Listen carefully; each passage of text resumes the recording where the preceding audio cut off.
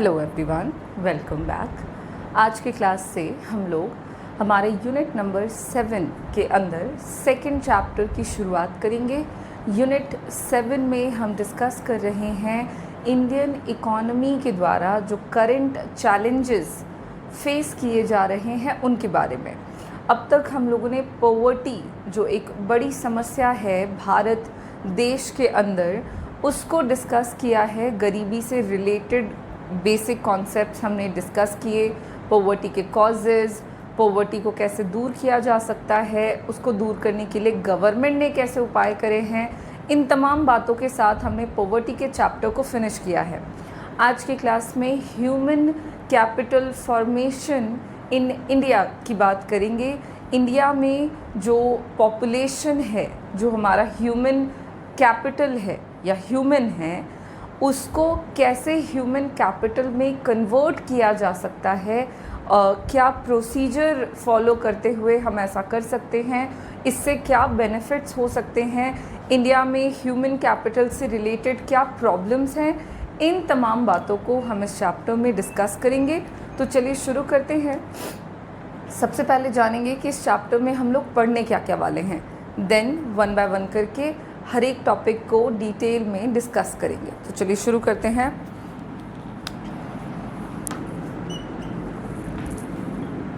Human capital formation in India, जिसमें हम लोग लर्निंग ऑब्जेक्टिव्स देखते हैं। सबसे पहले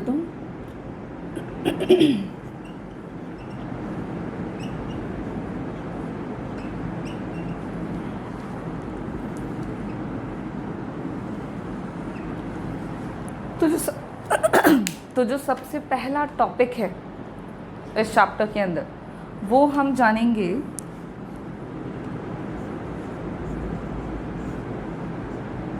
फिजिकल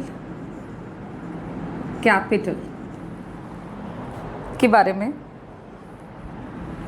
एंड ह्यूमन कैपिटल। जो चैप्टर का नाम है, सबसे पहले हम उसी का मीनिंग समझेंगे। ह्यूमन कैपिटल हम किसे कहते हैं, फिज़िकल कैपिटल का क्या मतलब है, और फिर ये जो टॉपिक है physical capital and human capital, इसी के अंदर हम देखो ये मेन टॉपिक है। इसके अंदर सब टॉपिक्स में क्या क्या जानेंगे, तो सबसे पहले तो दोनों का हम मीनिंग जानेंगे, मतलब क्या है। ठीक है,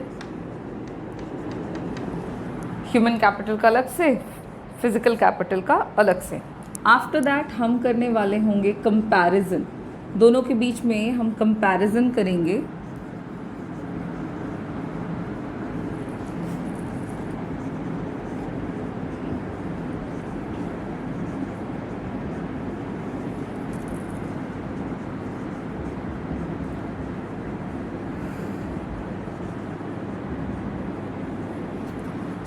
ये टॉपिक है क्या आपका, तो किसी भी इकोनॉमी में दो टाइप के रिसोर्सेज जो हैं वो देखने को मिलते हैं। फिज़िकल कैपिटल से मतलब है वो तमाम नेचुरल रिसोर्सेज जो इकोनॉमी में अवेलेबल हैं, और ह्यूमन कैपिटल से मतलब है ह्यूमन रिसोर्सेज जो इकोनॉमी में मौजूद होते हैं। ये रिसोर्सेज जो हैं यही आपके दो भागों में बटे हुए होते हैं। ये दो तरह के रिसोर्सेज होते हैं इकोनॉमी में किसी भी देश में। एक मैंने कहा नेचुरल और दूसरा है आपका ह्यूमन। तो ये दोनों देश के संसाधनों में गिने जाते हैं, और इन दोनों के बारे में हमें जानना होगा इस चैप्टर के अंदर कि नेचुरल रिसोर्सेज और ह्यूमन रिसोर्स से हम क्या समझते हैं। थोड़ी बहुत बेसिक बातें हम इन दोनों के बारे में जानते हैं, तो मीनिंग हम वहीं से शुरू करेंगे, और फिर हम बात करेंगे कि दोनों के बीच में कंपैरिजन कर लेंगे कि दोनों किस तरह से इम्पॉर्टेंट है, दोनों में से क्या कोई एक ज़्यादा इम्पॉर्टेंट है, क्या नेचुरल रिसोर्सेज ज़्यादा इम्पॉर्टेंट है for the sake of development और ह्यूमन कैपिटल, या दोनों के दोनों रिसोर्सेज इम्पॉर्टेंट है। ये तमाम बातें हम कंपैरिजन के अंदर करेंगे। उसके बाद हम चैप्टर के अगले टॉपिक को शुरू करेंगे, जो कि है human capital formation.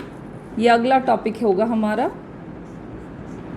Human capital को जानने के बाद बात करेंगे कि कैसे ह्यूमन कैपिटल फॉर्मेशन किया जाता है, ये होता आखिर कैसे है। तो ये हो गया आपका टॉपिक, और फिर इसके अंदर हम कुछ सब टॉपिक्स में पढ़ेंगे। यहाँ पे आपको मैं शॉर्ट में ही समझा दूँ, ह्यूमन कैपिटल फॉर्मेशन में हम प्रोसेस डिस्कस करेंगे कि कैसे हम ह्यूमंस को ह्यूमन कैपिटल फॉर्मेशन में कन्वर्ट करते हैं, जिसके अंदर हम सबसे पहले तो डिस्कस करेंगे सब टॉपिक्स में sources of human capital formation. क्या क्या सोर्सेज हो सकते हैं ह्यूमन कैपिटल फॉर्मेशन के, ठीक है। सोर्सेज क्या होते हैं ह्यूमन कैपिटल फॉर्मेशन के। आफ्टर दैट हम जानेंगे इसमें इम्पोर्टेंस। सोर्सेज जानने के बाद इम्पोर्टेंस डिस्कस करेंगे कि आखिर क्या इम्पोर्टेंस है, क्यों करना है हमें या किसी भी देश में ह्यूमन कैपिटल फॉर्मेशन करना क्यों है।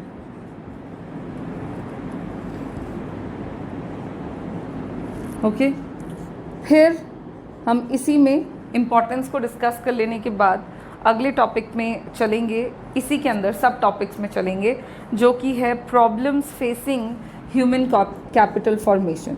क्योंकि ये तमाम बातें जो है वो हम इंडिया के केस में डिस्कस कर रहे हैं, ध्यान दीजिएगा। तो इंडिया में ह्यूमन कैपिटल क्या है, ह्यूमन कैपिटल फॉर्मेशन के सोर्सेज क्या हैं, उसके इम्पोर्टेंस क्या हैं, और किस तरह के प्रॉब्लम्स फेस करने पड़ते हैं ह्यूमन कैपिटल फॉर्मेशन के प्रोसेस को। मतलब फॉर्मेशन ही अपने आप में एक प्रोसेस है, तो इस प्रक्रिया में किस तरह की समस्याएं उत्पन्न हो सकती है, होती हैं, फेस करनी पड़ रही है इंडियन इकोनॉमी को, वो तमाम बातें हम लोग इसके अंदर करेंगे। एंड देन नेक्स्ट टॉपिक, उसके बाद ये सब टॉपिक्स के साथ ह्यूमन कैपिटल फॉर्मेशन कंप्लीट हो जाएगा। देन हम नेक्स्ट टॉपिक शुरू करेंगे, चूँकि ह्यूमन कैपिटल फॉर्मेशन जो है इसमें आपका एजुकेशन एक इम्पॉर्टेंट रोल प्ले करता है, तो हम एजुकेशन सेक्टर को भी डिस्कस करेंगे इंडिया में। इंडिया के एजुकेशन सेक्टर को हम यहाँ पे जानेंगे, और एजुकेशन से रिलेटेड, एजुकेशन सेक्टर से रिलेटेड कुछ सब टॉपिक्स में हम यहाँ पे बातों को डिस्कस करेंगे, जिनमें सबसे पहला जो सब टॉपिक आएगा वो होगा इम्पोर्टेंस ऑफ एजुकेशन। भाई एजुकेशन की क्या महत्ता है।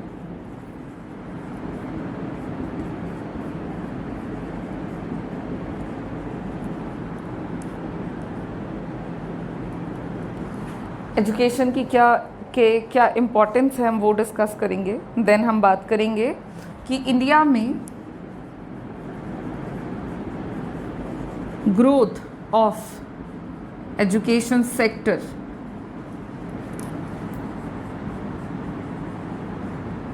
इन इंडिया में एजुकेशन सेक्टर का क्या ग्रोथ पैटर्न है, कितना डेवलप्ड है, कितना डेवलपमेंट होना बाकी है, कितने नीड्स हैं हमारे देश में एजुकेशन की, और क्या वो नीड्स फुलफिल्ड है या अभी भी अनफुलफिल्ड हैं। तो ये तमाम बातें हम ग्रोथ ऑफ एजुकेशन सेक्टर के अंदर डिस्कस करेंगे। आफ्टर दैट एजुकेशनल अचीवमेंट्स की बात करेंगे हम लोग। इंडिया में एजुकेशनल अचीवमेंट्स क्या क्या रहे,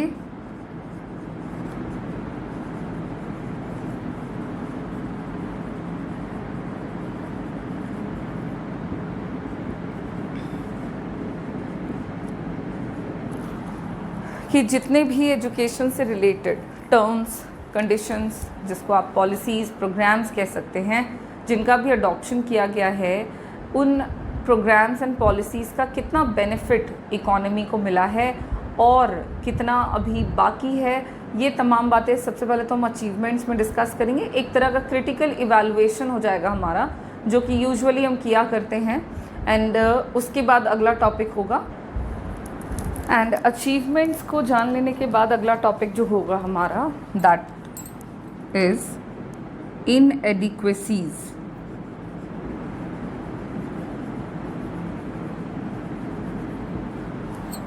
inadequacies and challenges and challenges facing education sector।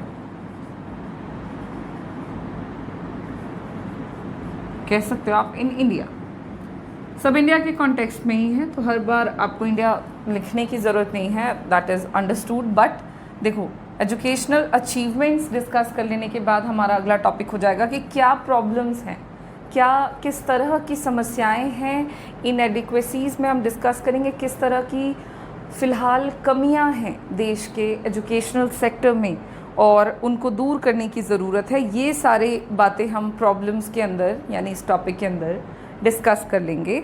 And after that future prospects of education, country में जो फ्यूचर प्रॉस्पेक्ट्स हैं, फ्यूचर प्रॉस्पेक्ट्स ऑफ एजुकेशन कि भविष्य में किस तरह की विज़न गवर्नमेंट के द्वारा रखे गए हैं एजुकेशन को प्रमोट करने के लिए, कैसी सोच रखी गई है, क्या विज़न है सरकार का, ये तमाम बातें जो हैं वो हम लोग इस टॉपिक में करेंगे। इतने सब टॉपिक्स को डिस्कस कर लेने के बाद एजुकेशन सेक्टर इन इंडिया का जो टॉपिक होगा हमारा वो फिनिश हो जाएगा और इसके फिनिश होने के साथ साथ हमारा जो चैप्टर है वो ख़त्म हो जाएगा।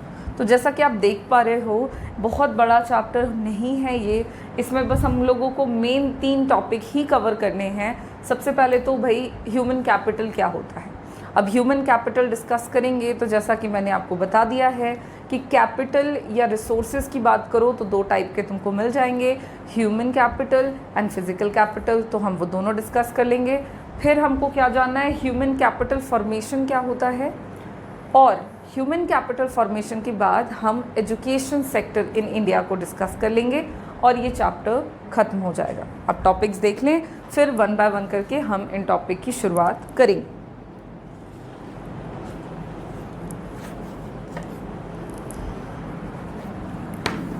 तो सबसे पहले हम हमारे इस चैप्टर के पहले टॉपिक से शुरुआत करते हैं जो कि है human capital and physical capital. क्या मतलब है ह्यूमन कैपिटल का एंड फिज़िकल कैपिटल का, वो जानते हैं। देन दोनों के बीच में हम करेंगे कंपैरिजन। तो देखिए, ह्यूमन कैपिटल और फिज़िकल कैपिटल 2 टर्म्स हैं, और ये 2 टर्म्स क्यों हैं, ये 2 टाइप के कैपिटल क्यों हैं, सबसे पहले तो ये जानते हैं। इससे पहले कि हम फिज़िकल कैपिटल और ह्यूमन कैपिटल के मीनिंग पे जंप करें, सबसे पहले आप ये जान लें कि किसी भी कंट्री के इकोनॉमिक ग्रोथ के प्रोसेस के लिए ये बहुत ज़रूरी है कि देश में जो स्कैर्स रिसोर्सेज हैं, संसाधन जो सीमित मात्रा में हैं, हम लोगों ने बहुत शुरुआत में ही डिस्कस किया हुआ है कि रिसोर्सेज लिमिटेड होते हैं, वांट्स अनलिमिटेड होते हैं। ओके, तो लिमिटेड रिसोर्स को आप स्कैर्स रिसोर्स भी कह सकते हैं। तो किसी भी इकोनॉमिक कंट्री के इकोनॉमिक ग्रोथ को प्रमोट करने के लिए, बढ़ाने के लिए ये बहुत ज़रूरी है कि देश में जो स्कैर्स रिसोर्सेज है, ध्यान दीजिएगा, स्कैर्स रिसोर्स, और जहाँ पे बात होगी स्कैर्स रिसोर्सेज की, मतलब यहाँ पे दोनों टाइप के रिसोर्सेज इंक्लूड होंगे, चाहे वो फिज़िकल रिसोर्स हो जिसको फिज़िकल कैपिटल कह रहे हैं, और चाहे वो ह्यूमन रिसोर्स हो।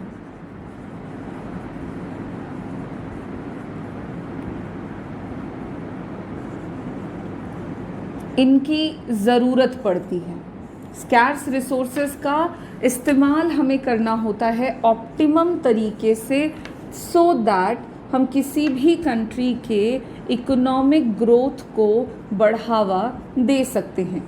और इकोनॉमिक ग्रोथ को प्रमोट करना मतलब क्या हुआ, ग्रोथ का मतलब क्या है, तो ग्रोथ का मतलब हुआ कि गुड्स एंड सर्विसेज का प्रोडक्शन। जैसे ही देश में गुड्स एंड सर्विसेज का प्रोडक्शन बढ़ेगा, उत्पादन बढ़ेगा, तो देश में इकोनॉमिक ग्रोथ हो जाएगा। तो गुड्स एंड सर्विसेज के प्रोडक्शन को हमें बेहतर तरीके से बढ़ाने के लिए ये बहुत ज़रूरी है कि प्रोडक्शन के प्रोसेस में हम अपने देश के संसाधनों का इस्तेमाल करें और ये संसाधन हमारे पास दोनों तरीके के उपलब्ध होते हैं। अब होता क्या है कि प्रोडक्शन के प्रोसेस में जब हम फिज़िकल रिसोर्सेज का इस्तेमाल करते हैं, फिज़िकल रिसोर्सेज का इस्तेमाल करते हैं in the process of production, तो यही मिलकर के क्या बनाते हैं, फिज़िकल कैपिटल को। ठीक है, जैसे कि क्या हो गया इसमें फिज़िकल कैपिटल, क्या क्या चीज़ें आ गई। तो फिज़िकल कैपिटल जैसे कि इसमें आप ले सकते हो, जैसे कि बिल्डिंग्स हो गया आपका, जैसे कि इसमें आपके लैंड्स आ गए, जैसे कि इसमें आपका कैपिटल आ गया। तो इस तरह की जो चीज़ें हैं ये आपके फिज़िकल कैपिटल को बताती हैं जो कि प्रोडक्शन के प्रोसेस में अपना कंट्रीब्यूशन देते हैं। ठीक उसी तरह से जब हम बात करेंगे कि प्रोडक्शन के प्रोसेस में क्या सिर्फ और सिर्फ फिज़िकल रिसोर्सेज की ज़रूरत पड़ती है, तो बिल्कुल ऐसा नहीं है। प्रोडक्शन प्रोसेस में मैंने अभी अभी बताया कि प्रोडक्शन के प्रोसेस में हमें स्कैर्स रिसोर्सेज को यूज़ करना है, और स्कैर्स रिसोर्सेज का मतलब हो गया दोनों टाइप के रिसोर्स, फिज़िकल भी और ह्यूमन भी। तो फिज़िकल रिसोर्सेज को ही जब यूज़ करते हैं तो वो फिज़िकल कैपिटल बन जाता है।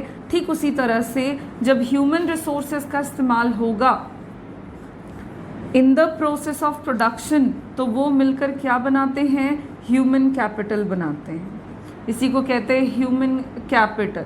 अब जैसे कि क्या प्रोडक्शन के प्रोसेस में बिल्डिंग्स, लैंड, कैपिटल और मशीनरीज ये सब तो यूज़ होती है, बट ह्यूमन रिसोर्स या ह्यूमन कैपिटल क्या होते हैं, तो इसमें आ जाता है आपका कि जैसे कि स्किल,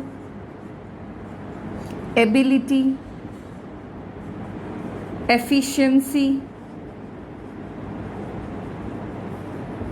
ETC। ये जो स्किल है, नॉलेज है, कैपेबिलिटीज़ है, कैपेसिटी है, एबिलिटी हो गया, एफिशिएंसी हो गया, ये तमाम चीज़ें जो है वो ह्यूमंस के थ्रू ह्यूमन जो है वो उसको ट्रांसमिट करते हैं और into the process of production, और इनके साथ प्रोडक्शन के प्रोसेस को कंटिन्यू किया जाता है।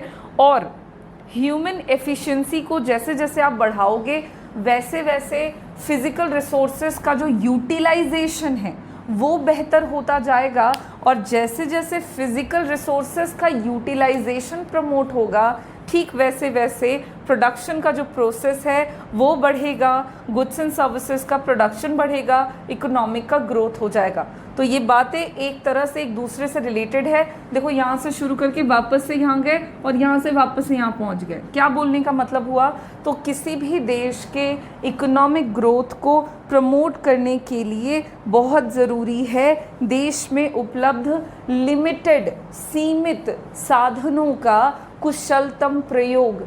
और सीमित साधनों से यहाँ पे मतलब है physical resource and human resource as well.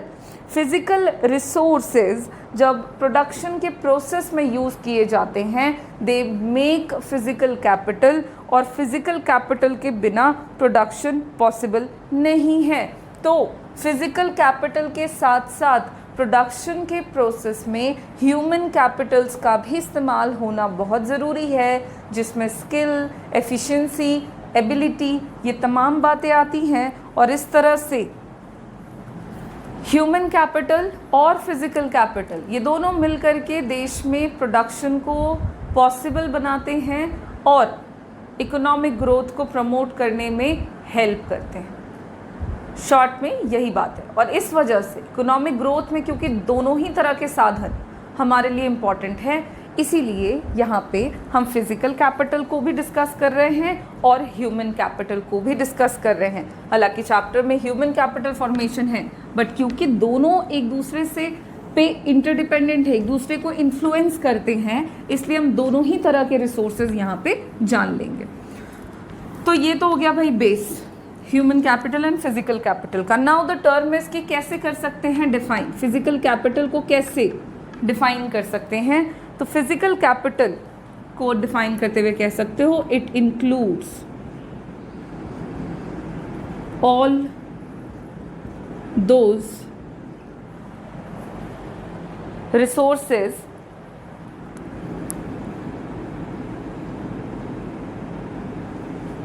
which are required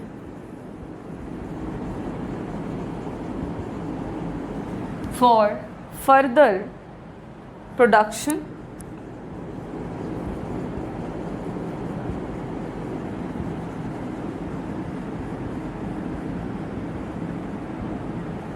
like plants and machineries,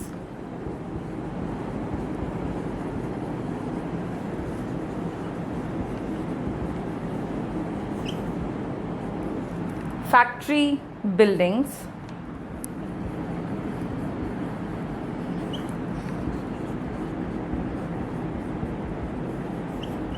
equipments, ETC। ठीक है, देखिए फिजिकल कैपिटल किसको कहेंगे, तो it includes all those resources, वो तमाम संसाधन जो कि ज़रूरी होते हैं फॉर फर्दर प्रोडक्शन के प्रोसेस को बढ़ाने में जितने भी रिसोर्सेज इम्पॉर्टेंट हैं, जैसे कि प्लांट्स एंड मशीनरीज जिनका इस्तेमाल प्रोडक्शन के प्रोसेस में होता है, फैक्ट्री बिल्डिंग्स जो बिल्डिंग्स का इस्तेमाल किया जाता है प्रोडक्शन के लिए, इक्विपमेंट्स तरह तरह के जो इक्विपमेंट्स यूज़ होते हैं, ये तमाम चीज़ें फिज़िकल कैपिटल कहलाती हैं। ठीक उसी तरह से जब हम ह्यूमन कैपिटल की बात करेंगे, ये तो हो गया भाई फिज़िकल कैपिटल, अभी मैंने आपको बताया, बहुत इस पर बार बार एक ही बात डिस्कस करने की ज़रूरत नहीं है। नाउ ह्यूमन कैपिटल ये क्या हो गया, तो human capital refers to, it refers to the stock of skill,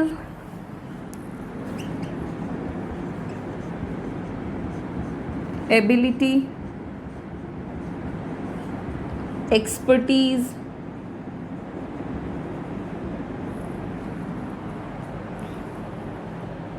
education,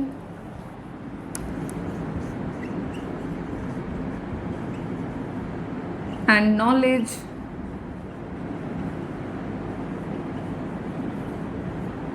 in nation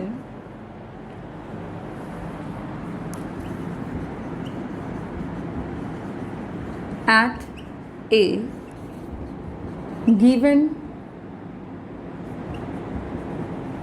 time period। ठीक है, गिवन टाइम पीरियड या गिवन, इसको लिख सकते हो पॉइंट ऑफ टाइम। तो देखिए क्या है, ह्यूमन कैपिटल का सिंपल सा मतलब है किसी भी देश में एक दिए हुए समय में जो भी स्टॉक है, किसका, स्किल का, एबिलिटी का, एक्सपर्टीज का, स्किल आप समझते हो काम करने की क्षमता है ना, एबिलिटी मतलब हो गया योग्यता, एक्सपर्टीज मतलब आप किसी भी काम को करने में कितने एक्सपर्ट हैं, एजुकेशन कितने शिक्षित हैं आप, नॉलेज कितनी बुद्धि है देश में लोगों के पास। तो ये तमाम चीज़ों का जो स्टॉक होता है एक देश में एक दिए हुए समय में, उसको ह्यूमन कैपिटल कहते हैं। और ये दोनों के दोनों जो कैपिटल है, फिजिकल एंड ह्यूमन कैपिटल का स्टॉक जो है, ये देश में एक दूसरे को इन्फ्लुएंस करता है, कह सकते हो एक दूसरे पे डिपेंडेंट है। देखिए होता क्या है कि जो स्टॉक है फिजिकल कैपिटल का, ये तो ज़रूरी है किस बात के लिए, तो प्रोसेस ऑफ इकोनॉमिक ग्रोथ के लिए। देश में इकोनॉमिक ग्रोथ करने के लिए सबसे पहले क्या ज़रूरी है, फिजिकल कैपिटल ज़रूरी है। फिजिकल कैपिटल में plants, machineries, factories, buildings, equipments, ये सब तो चाहिए। अब होता क्या है कि अगर सिर्फ ये ज़रूरी है, मतलब फिजिकल कैपिटल ज़रूरी है, तो क्या ह्यूमन कैपिटल पे इन्वेस्टमेंट न किया जाए, कम किया जाए, क्या इस पे खर्च ना हो? अगर ऐसा होता है, अगर ह्यूमन कैपिटल्स पे कम इन्वेस्टमेंट होता है तो उसका असर फिजिकल कैपिटल पर भी पड़ता है, क्योंकि अल्टीमेटली यूज़ कौन करेगा? इस तरह के जो कैपिटल है इसको यूज़ कौन करने वाला है? तो ह्यूमन कैपिटल, ह्यूमन ही करेगा। कब कर पाएगा? अच्छे तरीके से जब वो ह्यूमन कैपिटल हो। सिर्फ ह्यूमन रिसोर्स होने से काम नहीं चलेगा, जब ह्यूमन के अंदर, जब इंसान को, मनुष्य को हम स्किल्ड बना देंगे, एबल बना देंगे, एक्सपर्ट बना देंगे किसी भी काम को करने के लिए विद द इन्वेस्टमेंट, तो इतना होने के बाद वो व्यक्ति प्रॉपर तरीके से, बेहतर तरीके से फिज़िकल कैपिटल का इस्तेमाल कर पाएगा। और जब ऐसा होगा तब फिज़िकल कैपिटल के प्रॉपर यूटिलाइजेशन से इकोनॉमिक ग्रोथ जो है वो बढ़ेगा। क्योंकि अगर ह्यूमन कैपिटल में इन्वेस्टमेंट न किया जाए तो फिज़िकल कैपिटल का भी यूटिलाइजेशन प्रॉपर नहीं होगा, जिसकी वजह से जो प्रोडक्शन का प्रोसेस है वो स्लो हो जाएगा और अल्टीमेटली क्या होगा, इकोनॉमिक ग्रोथ जो है वो घट जाएगा। इसलिए ये बहुत ज़रूरी है कि mental capabilities, skill, expertise of the people, ये तमाम चीज़ें सपोर्ट करती है ह्यूमन कैपिटल को बढ़ाने में। और जितना ज़्यादा ह्यूमन कैपिटल बढ़ेगा, फिज़िकल कैपिटल का इस्तेमाल उतना बेहतर होगा, और फिज़िकल कैपिटल का इस्तेमाल जितना बेहतर होगा, प्रोडक्शन उतना बेहतर होगा और इकोनॉमिक ग्रोथ बढ़ेगा। इसलिए both the capital are equally important for the sake of improving economic growth of a country. तो ये हो गया मीनिंग। एंड नाउ अब हम लोग इन दोनों ही टाइप ऑफ कैपिटल के बीच में डिस्कस कर लेते हैं, कि इनका कंपैरिजन कर लेते हैं सिंपल, जो हमारा अगला टॉपिक है।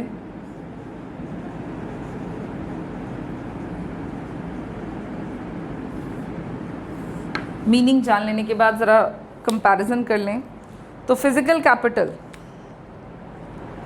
के बारे में सबसे पहली बात कि it is used to produced. देखो यहाँ पे लिखते हैं, फिज़िकल कैपिटल यूज़ किया जाता है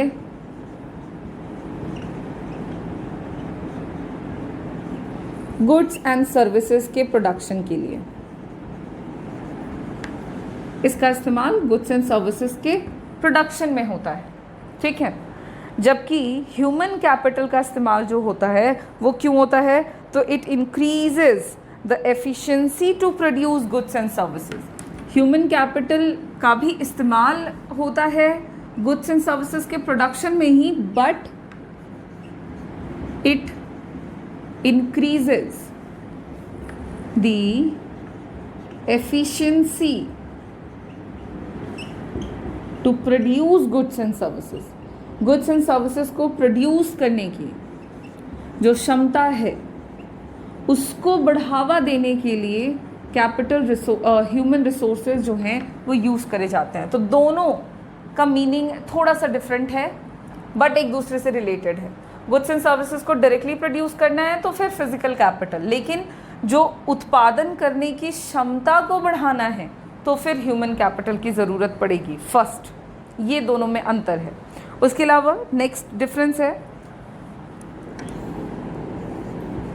कि फिजिकल कैपिटल जो है it is sold in market.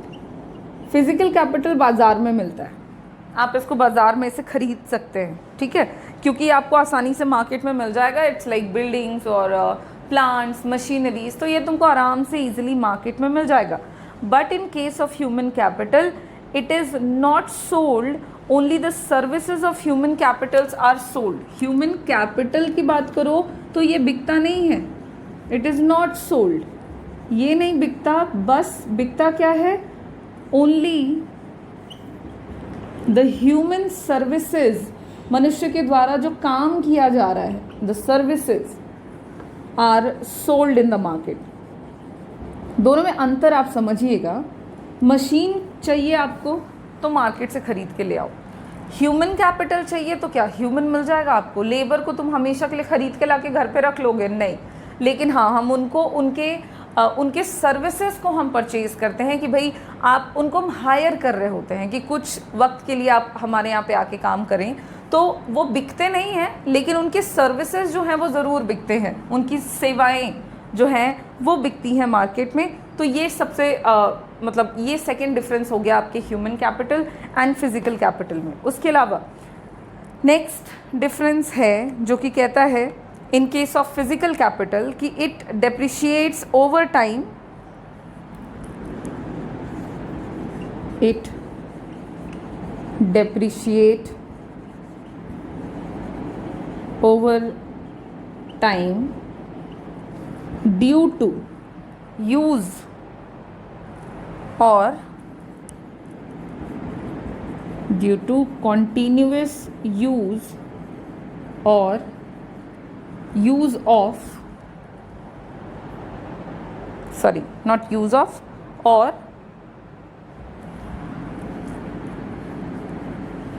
due to change in the pattern of demand.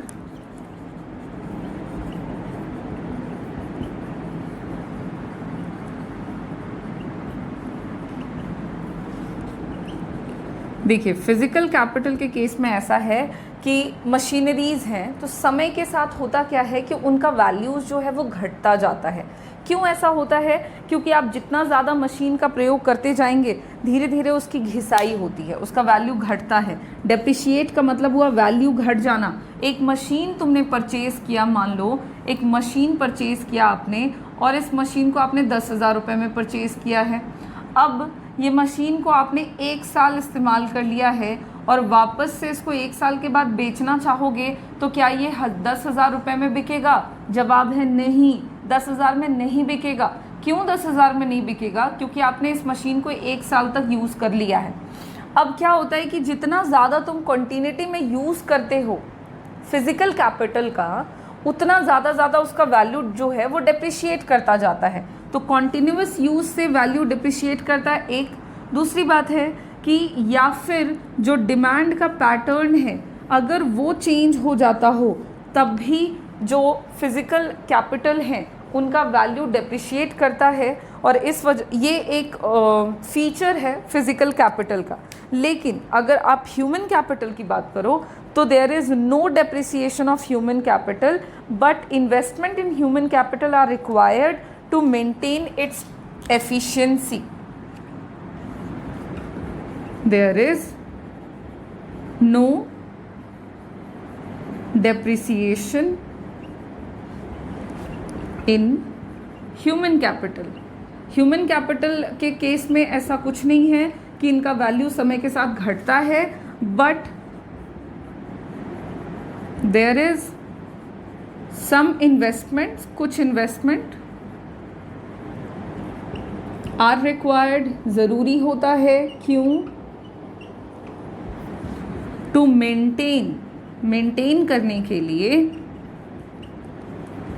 The efficiency of it, which means human capital.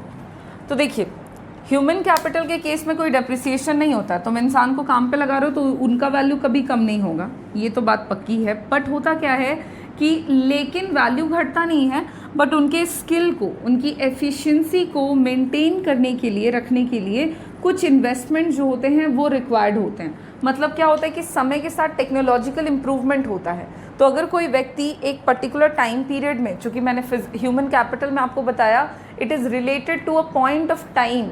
Human capital में जब हम स्किल की बात कर रहे थे, हम एबिलिटी की बात कर रहे थे, एफिशिएंसी की बात कर रहे थे, तो it is related to a point of time. When the point of time, when the time period changes, then the ability or the skill or the efficiency are human capital also changes. तो होता क्या है कि समय के साथ human capital maintain रहे, इसके लिए ज़रूरी है कि एक समय के साथ उसमें कुछ इन्वेस्टमेंट जो है वो किया जाए।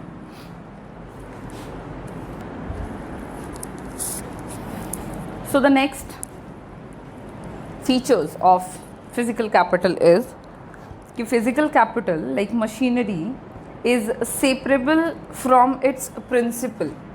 देखो, physical capital जो होता है इसमें कुछ ऐसे particular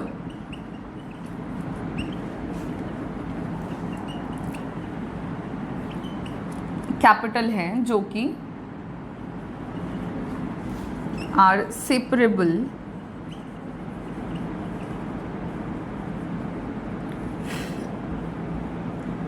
from its principle। मतलब जो भी मूल रूप से फिज़िकल कैपिटल के तौर पर प्रोडक्ट्स यूज़ किए जाते हैं उनको हम सेपरेट कर सकते हैं। बट ह्यूमन कैपिटल की बात अगर करोगे कि ह्यूमन कैपिटल में भी क्या ह्यूमन को विद देयर स्किल सेपरेट किया जा सकता है, तो in case of human capital can not be separated from the principal. बोलने का मतलब क्या हुआ, तो अभी इसको एग्जाम्पल से समझते हैं। ह्यूमन कैपिटल में हम किन चीज़ों की बात कर रहे हैं, लाइक स्किल की बात कर रहे हैं, एबिलिटी की बात करें, तो क्या ये एक इंडिविजुअल टर्म है? स्किल, एबिलिटी, एफिशिएंसी, क्या ये इंडिविजुअली आपको दिखते हैं? स्किल दिखता है अकेले? नहीं।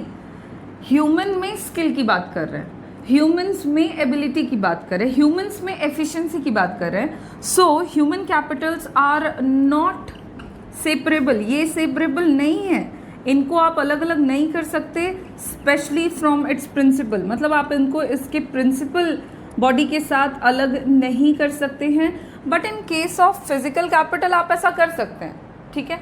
दोनों में बेसिक डिफरेंस है, मशीन है, उसके पार्ट्स, अब ऐसे तुम समझ सकते हो कि मशीन को उसके प्रिंसिपल के साथ तुम अलग कर पाओगे, बट ह्यूमन कैपिटल में हम ऐसा नहीं कर सकते। ये एक डिफरेंस है दोनों के बीच में।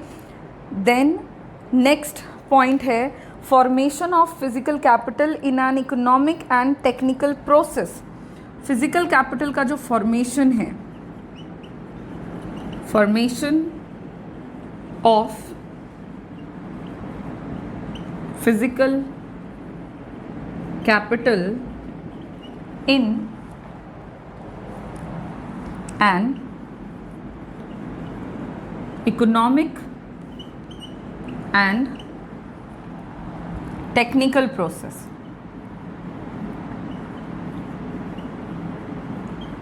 फिजिकल कैपिटल का formation economic and technical process में होता है, जबकि फॉर्मेशन ऑफ ह्यूमन कैपिटल जो होता है वो आपका पार्टली सोशल प्रोसेस, पार्टली और कॉन्शियस एफर्ट और of the processor of the human capital में होता है।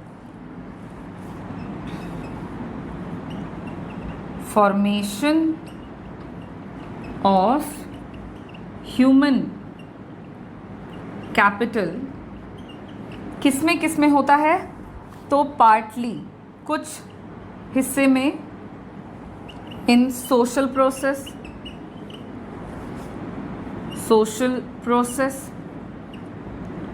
पार्टली किस में होता है, तो कुछ हिस्सों में वो आपका होता है इन अ कॉन्टिन्यूअस या conscious effort, partly in conscious effort of processor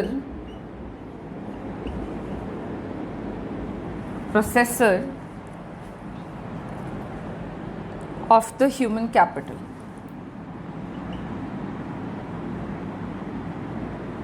Of the human capital. देखो एक और पॉइंट में डिफरेंस हम देख सकते हैं, एंड द डिफरेंस इज़ कि जो फिज़िकल कैपिटल है, तो फिज़िकल कैपिटल के केस में क्या होता है कि जो आपका फिज़िकल कैपिटल का फॉर्मेशन है वो इकोनॉमिक एंड टेक्निकल प्रोसेस के दौरान होता है, ठीक है।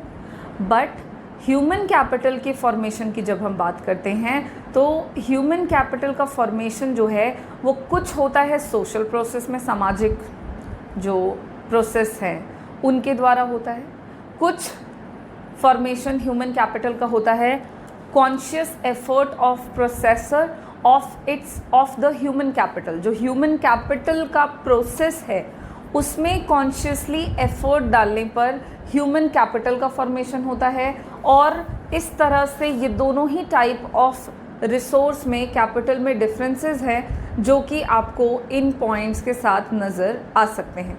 तो इतने पॉइंट्स अगर आपसे डिफरेंस पूछा जाए या आपको कहा जाए कि कंपेयर कीजिए ह्यूमन कैपिटल को और फिज़िकल कैपिटल को, तो आप इन पॉइंट्स के साथ कंपैरिजन कर सकते हैं। ये कुछ बेसिक सा पॉइंट है जो कि फिज़िकल कैपिटल और ह्यूमन कैपिटल के बीच में डिफरेंस को बताता है। इतना ही नहीं, आप एक आध पॉइंट और ऐड कर सकते हैं और उसमें आप एग्जाम्पल के तौर पे लिख सकते हैं कि फ़िज़िकल कैपिटल में हम किस तरह के जो फैक्टर्स हैं फिजिकल कैपिटल में किस तरह का एग्जाम्पल है, जैसे कि बिल्डिंग्स, प्लांट्स, मशीनरी, वो हो सकता है। और ह्यूमन कैपिटल में किस तरह के आपके कैपिटल यूज़ किए जाते हैं, like skill development, skill, ability, efficiency, इस तरह का पॉइंट। और फिर आप इन दोनों के बीच में डिफरेंसेस कर सकते हैं। तो इसी के साथ हमारा जो पहला टॉपिक है इस चैप्टर का, which is human capital and physical capital, वो यहाँ पे फिनिश हो जाता है। और अब हम लोग क्या करेंगे, नेक्स्ट क्लास में अगले टॉपिक को डिस्कस करेंगे। और अगला टॉपिक जो है हमारा वो होगा ह्यूमन कैपिटल फॉर्मेशन। ये तो हमने एक बेसिक सा लाइक ह्यूमन कैपिटल किसे कहते हैं और ह्यूमन कैपिटल से ही इंटरडिपेंडेंट है फिजिकल कैपिटल, तो हमने वो डिस्कस किया, दोनों के बीच में डिफरेंसेस डिस्कस करें। Both are equally important. इतना पढ़ने के बाद समझ में आया कि both type of capital are equally important for the development process और to improving economic growth of the economy.